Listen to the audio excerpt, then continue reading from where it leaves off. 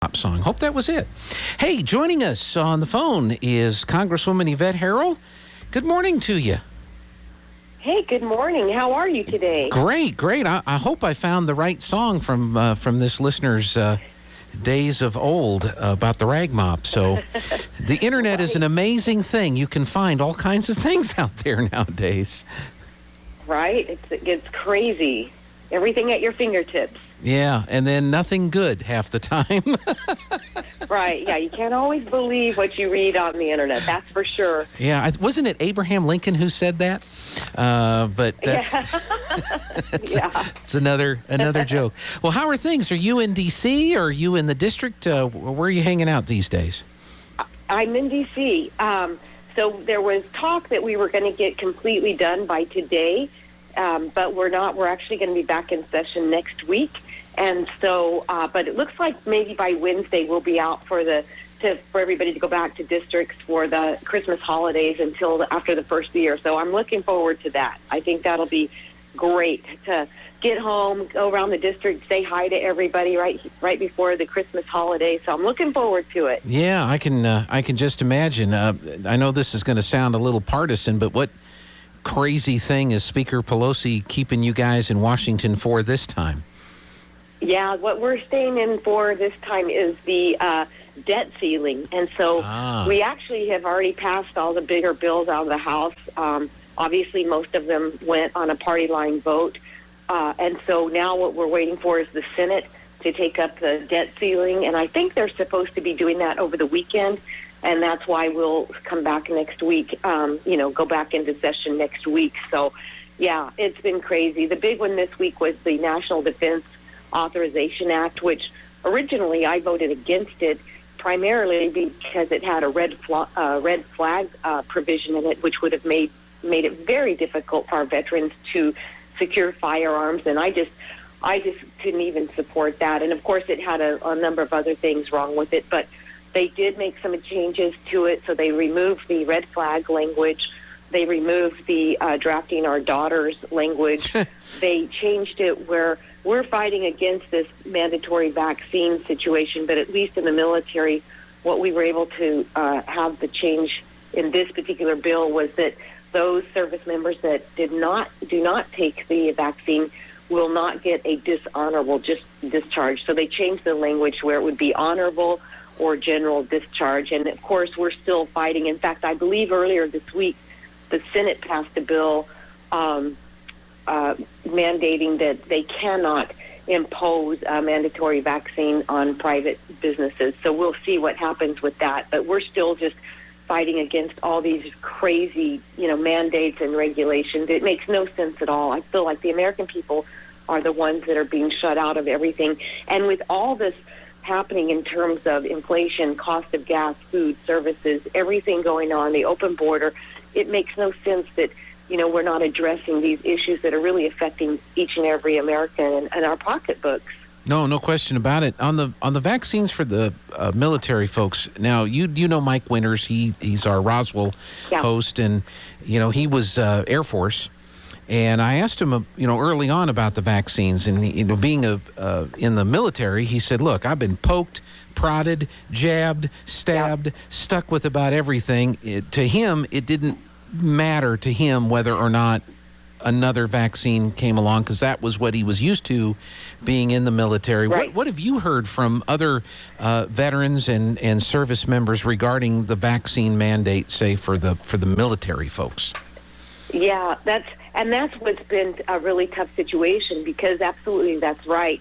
Once you're in the military, you sort of relinquish, they give you all kinds of vaccinations and everything else. And what I think the turning point was once they approved I can't remember if it was Pfizer or which one that the FDA approved for emergency use, then that kind of changed the tone, because many people were saying, well, once they approved it, then, that was another vaccination that the service members were getting. But this forced, I'm not an anti-vaxxer at all, but I mean, this forced mandate, to me, I believe everybody should make their own decision on whether or not they want to get vaccinated.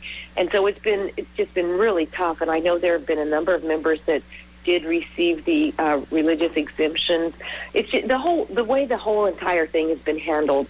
It has been just a disaster. And like I said, instead of worrying about forcing or mandating these vaccinations, why aren't we securing the border? Mm-hmm. Why aren't we getting our economy going? So, but there's a lot of members here in D.C. that have served in the military, and again, many of them are standing up against this mandatory vaccination. But once that approval came down, it made it a little tougher. But just it's the whole premise of it. How they're handling it. And that's, I think, what the hypocrisy of it all, I think, is what's making people angry. I mean, a lot of people don't realize that the U.S. Postal Service was given an exemption. Right, because they didn't clear it with the union. And so anywhere that there's unions involved, there's some hesitancy to get that done. And you're right. I mean, the Biden administration wants to make sure that you can't get off an airplane without proof of vaccination, but you can go into Mexico and literally walk across the border, and there's no mandate there. And I think that's where the American people see the hypocrisy in all this. Oh, it's everywhere. There's just this whole entire hypocrisy. And I've said it probably even on your show a number of times. If we're really serious about the health, safety, and welfare of our residents, of the people of New Mexico and the country, then secure the border, because we know there's such a number of COVID cases that, in July there was a 700% increase in COVID cases coming across the southern border, but they just turn the blind eye to that. And I think the overall hypocrisy of this administration is what is really starting to resonate with the American people, regardless of party. When you're mandating it here but not here, and you're saying the kids have to wear the masks in school and all this, but we won't secure the border, and it just, all of these things are starting to really make sense. And even with the price of fuel at the gas pumps, the inflation.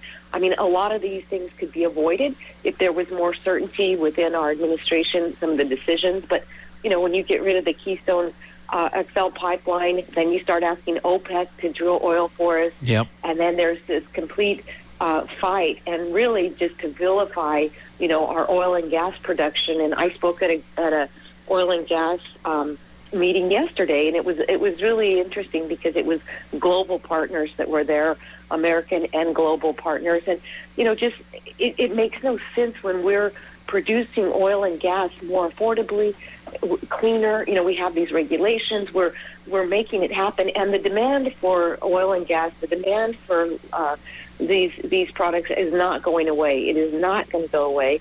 And yet, when we start asking foreign nations, Russia and Iran, other countries, to produce oil for us, they don't have that same regulatory environment. So it is truly the hypocrisy of, we're saving the planet, and that's why they want to get rid of all fossil fuels and any other extractives in America. But yet they'll have countries that have zero, regulatory policies in place to produce oil. So it's kind of like, if we're really serious about taking on an approach to clean up the air and protect the climate and all of this, then let's do it across the board. But America already does it better than any other country in the world. Oh, I know. I mean, we shut down XL Pipeline, which is with our neighbor in Canada, but we approved the Russian pipeline to Germany, which then allows Russia to sell more oil so they can beef up their military and have it lined along the Ukrainian border. And I mean, it's just, I hope more people see the craziness in all this. Let me go back to the debt ceiling for just a second and get your opinions on this, because there's a couple of trains of thoughts. There's one that, don't raise the debt ceiling, make the government get some kind of balance to the budget, that if there is a government shutdown, it's not really a shutdown, because everybody that does get shut down gets their back pay eventually. And I mean, the only people that seem to get affected by the shutdown are the vets who can't have a gathering at a national park, as opposed to coming up with some kind of deal so that we don't affect people who are on government, retirees and things like that. What were your thoughts on this whole raise the debt ceiling debate, and how did you vote on that? Well, we haven't voted on it yet. I voted no when we've had those opportunities in the House, because I agree with you. This out of control spending, I mean, and you just think about it, when you're talking about, we're talking multi-million dollars a day for the Afghan resettlement, for the open border, for the the food, the housing, the medication, the transportation for the migrants that are in this country. I mean, we are spending so much money every single day, and they use that, shut the government down, and and the media does a great job of sounding the alarms and acting like everything's going to come to a screeching halt. It's not. What we need to do is be serious about taking care of our budget. We need to get rid of some of this fraud, waste, and abuse. I mean, there are so many ways that we could save money, put more money back into programs that actually matter, instead of passing bills like the infrastructure bill that sounds great, but, over half of that $1.5 trillion bill doesn't even go to infrastructure. It is all about pushing this green energy, this Green New Deal. These are bills and these are policies where the lower income earners, the 50,000 and lower, are going to be subsidizing, the tax credits and the tax breaks for the very wealthy who can afford to go out and buy an electric vehicle and all of these things. I mean, it's not even the lack of leadership and the willingness to really put the American people first. I mean, think about it. That $450,000 for every family who was separated at the border. Are you kidding me? Yeah. I mean, how are we even talking about that seriously when our Gold Star families do not receive those type of benefits, and neither did any of those lost after the 9/11 attacks? I mean, it's almost like anybody who's here illegally, anybody who's breaking the law, we're going to treat them with kid gloves and really be careful. But the hardworking American citizens who've made this country the greatest country in the world, we're going to hold them to a different standard. Just like these mobs, this grab and go, these locations around the nation where you can go in and steal up to $1,000 worth of products, and there are no consequences. They won't even prosecute. What kind of message is this? I mean, where does this even happen? And we've just changed the whole way that we live in America. And the ones who are getting hit the hardest are the ones who are the small business owners, the ones who believe in our nation, believe in the greatness of this country, and yet we're making it so tough on them, and somehow the government continues to think they're going to swoop in and save the day. And I tell you, this overspending is out of control. It is. I guess you didn't get the call from Congresswoman Ocasio-Cortez, because I guess she said or indicated that the smash and grabs aren't really happening. So I apologize for you not getting that information. Not realizing that. Yeah, and like I say, it's like such a little bubble up here, and that's why I always appreciate getting back to the district and having real conversations with the people that are having to make these tough decisions. Like I'll give you an example. I was talking to somebody yesterday whose family member is a farmer, and they have wheat. That's what they grow, and they're really at a crossroads right now, making a decision on whether or not to even plant wheat because the cost of diesel, fertilizers, all of the costs that go into producing this wheat field, will it be worth, is there a return on investment? And it's an emotional decision, because I firmly believe all of those people, all the people that have a connection to our natural resources, whether it's timber, oil, gas, farming, ranching, they are the best conservators of our natural resources, of our land. And they understand that by not planting, this is going to have an impact on future ability to have flour, to have, products that have wheat in them. And it's very emotional for them.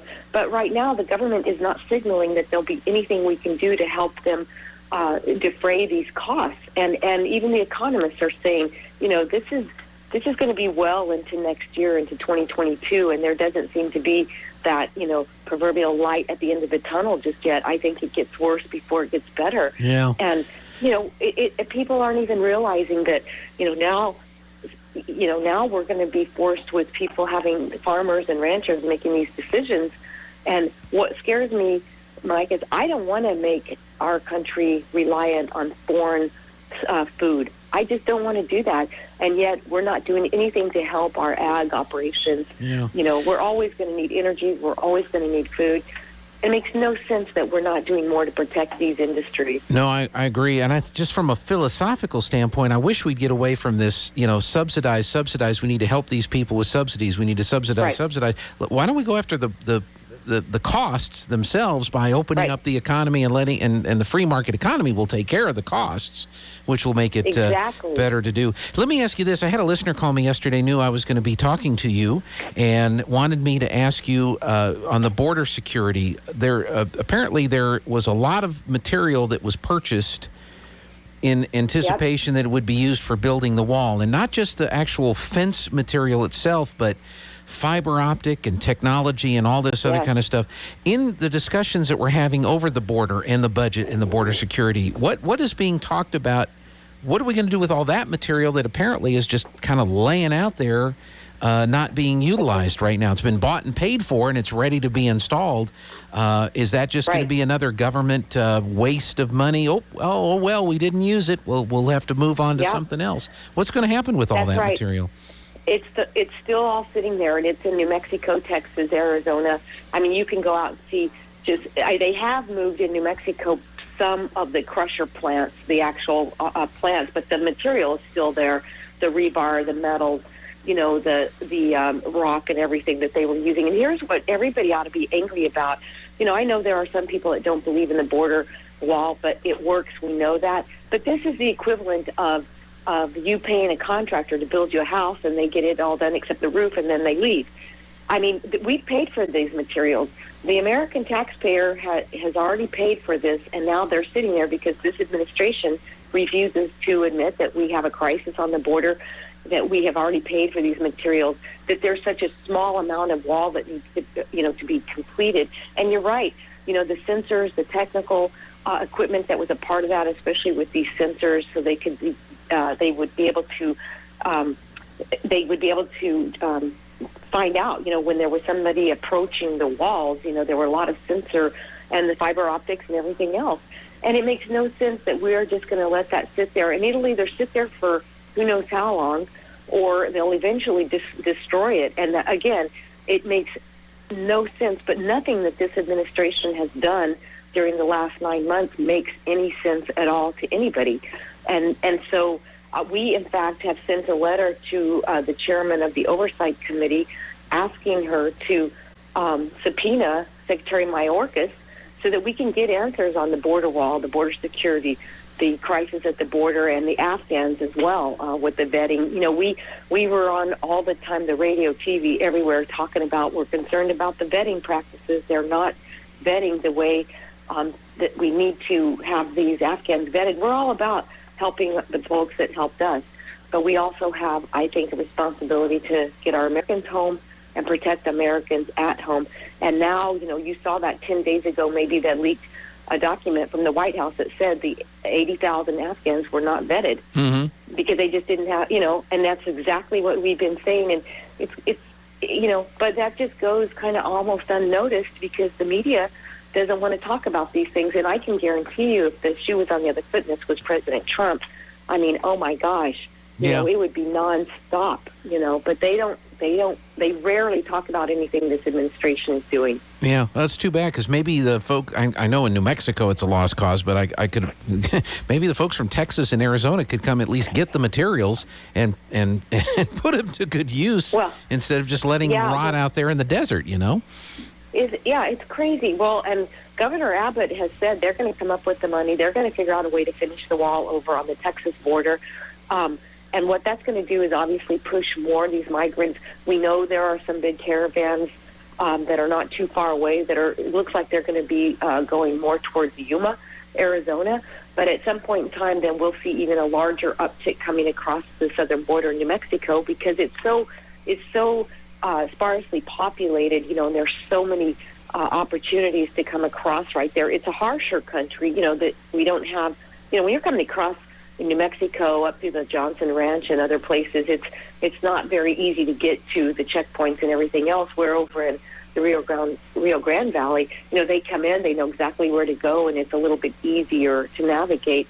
But it's just a matter of time before we see even more people. And we've already seen a huge uptick in New Mexico, but I think that number grows because as they get that wall going in Texas, certainly it's going to push these migrants further west. And we already know they're really starting to, in Yuma, they were up to over 1,000 people a day just last week. So we're going to start seeing a bigger influx, I believe, in New Mexico at some point in time, even more so than what we've seen over the last number of months. Right. Well, I think I know the answer to this question, but I'm sure there have been meetings and discussions between you and our other two congressmen from New Mexico and our senators and the governor's people formulating the plan to kind of come up and keep it from coming in through New Mexico.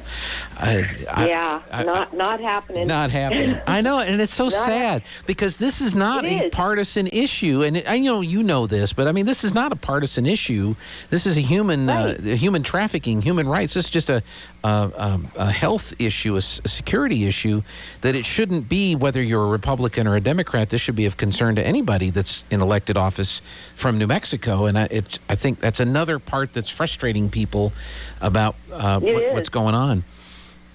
Well, and it's frustrating to me as well because, I'm always beating that drum. We sent 3 letters to the governor asking her to deploy the National Guard back to the border to give our agents down there some help, and everybody, the delegation thinks I'm just crazy or I'm this or that because I'm not out for these open borders. But let's talk about the women and children that are being raped and pillaged. Let's talk about the fentanyl that's coming into our entire country, the overdoses now that are happening.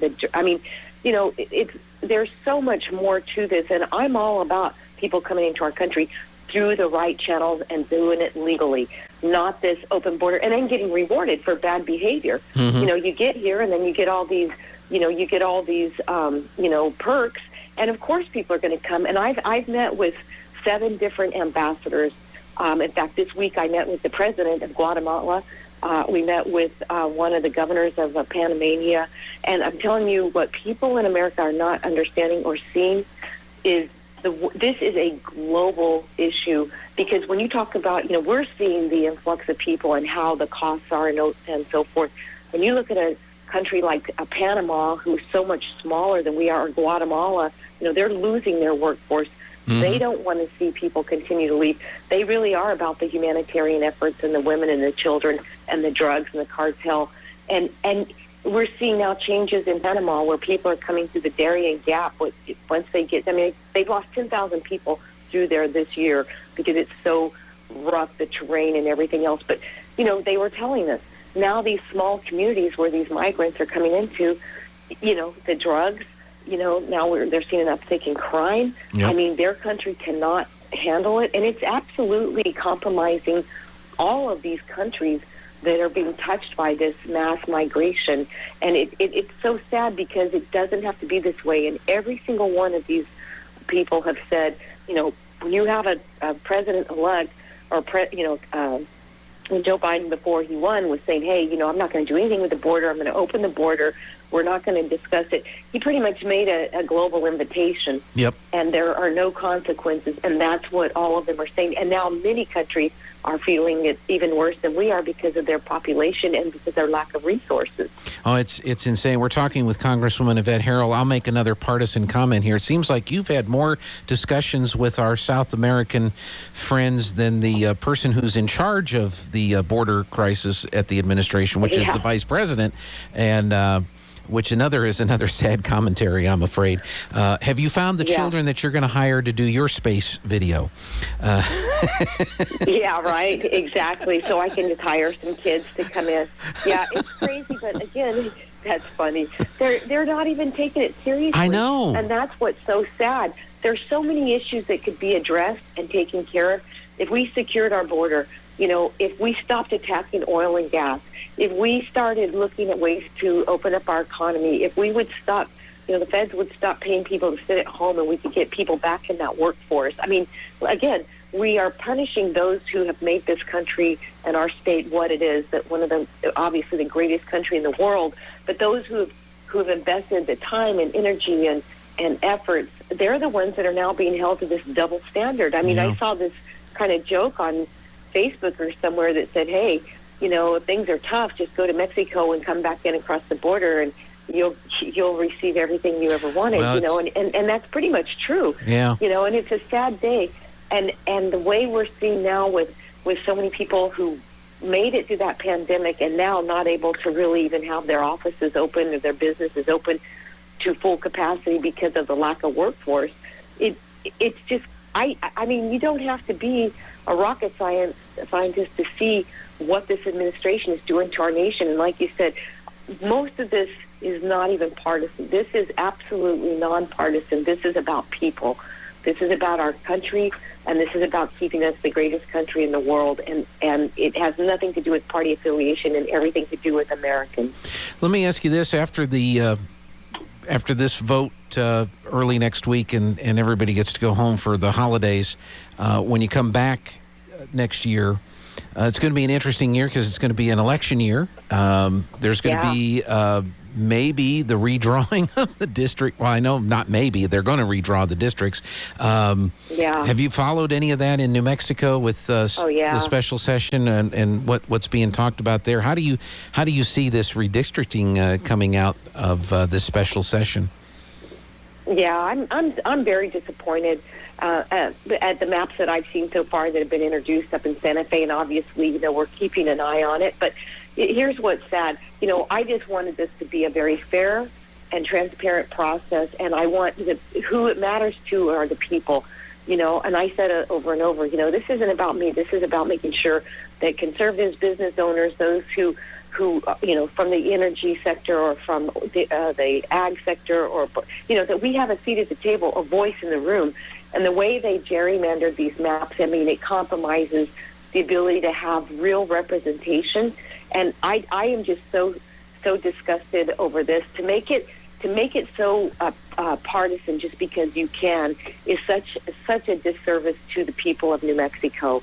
And I heard a comment made by one of the Democrats earlier this week that said, that the congressional staff, the congressional people, it wasn't me because obviously they never talked to me, and the senators decided, this is their state, not the people they represent. This is their state, and this is how they want these maps to look. Well, of course. And that is such a and that's just such a disappointment because there are so many people again that have made this country, this state, amazing, and to cut these communities in half, to get to have partial representation from somebody who, like for instance for me, who is pro energy, and then the other 3/4 of the district in those counties that produce, represented by somebody who is pro green. It just makes no sense at all, and I think this is such a disservice to our state and to the people of New Mexico. So hopefully, I mean, who knows what will happen with it? It doesn't look great right now. But my biggest concern is the people of New Mexico, and that's really who we should be watching out for, who should have the best advantage here, and it doesn't look like that's the case so far with these maps that I've seen that have been introduced up there so far. So far, yeah, and I'm just a guy talking on the radio, but I tell you, the Aaron Irving, who does our market reports, and I have been kind of half joking about this New Mexit plan where we just break away and form our own state. At some point in time, you wonder what it's going to take to call these people's bluff, and specifically, the reason they have a surplus is because of the revenues generated in Eddy and Lee counties. Right. That's right. We got to call at some point, and again, I'm just talking on the radio; it's just an opinion, but I think we got to call their bluff and say, look. You don't like us. You don't like our energy. You want to redistrict us out of having any representation. Fine, we're leaving. And we're taking our money with us, and y'all figure out how to do it with wind and solar and pot, and we'll have our energy here in our little corner of the world, in our new state or district or whatever we want to call it. I don't know, Congresswoman. I think at some point, maybe we need to really get serious on that kind of a movement. You hate to give up the fight because we love New Mexico, but. Gosh, what are we going to do here? Yeah, I mean, it's sad that we're even thinking like that. I mean, I would, like I said, I've said all along, as long as this is a very fair and transparent process, and that that everybody has a real seat at the table, has somebody with true interest in their industry or in their business or in their beliefs, their values. As long as we have that, but this is absolutely, and what makes it so sad is. It's almost because they can. Right. And that's unfortunate because that just eliminates so many voices and so many ideas. And it just, and I mean, what you say is, it's 10 years ago or so, it would have been so far-fetched. And now what do we do? Yeah. What will people do? They've invested. This isn't like you can just have a going out of business sell everything, your inventory, and move to another state. I mean, when you're talking ag operations, when you're talking energy operations that have, vested interests for decades and so much money, you just don't jump up and leave. And it's heartbreaking to think that we're going to disenfranchise so many New Mexicans, and they're both sides of the aisle. I said not everybody in the energy is Republican. Not everybody's Democrat. It's communities that are going to be disenfranchised. They just want to make a living. I joked the other day. I said, wouldn't it be funny if the folks down at New Mexico State discovered that the best place to grow pot, the absolute best environment, the best place to grow pot was next to a working pump jack. And that would just, then the confusion, the mind blowing on that. All right. Is there anything else you want to share with the folks this morning, Congresswoman? Well, I just, again, am so grateful to be here, and we will just continue this fight. And I'm just honored and thankful for New Mexico and for our staff and everybody. And I don't know if I'll talk to you again before Christmas, but I hope everybody has a wonderful, merry, and blessed Christmas. And as crazy as this country is right now, I think we still have so much to be grateful for. So I hope everybody has an amazing holiday season. All right. Thank you, Congresswoman Yvette Herrell. Same to you and your family. And thank you once again. Keep up the good fight as best you can. I'll do it. All right, Gene. Thanks so much. All right. Thank you. All right. Bye-bye. Bye-bye.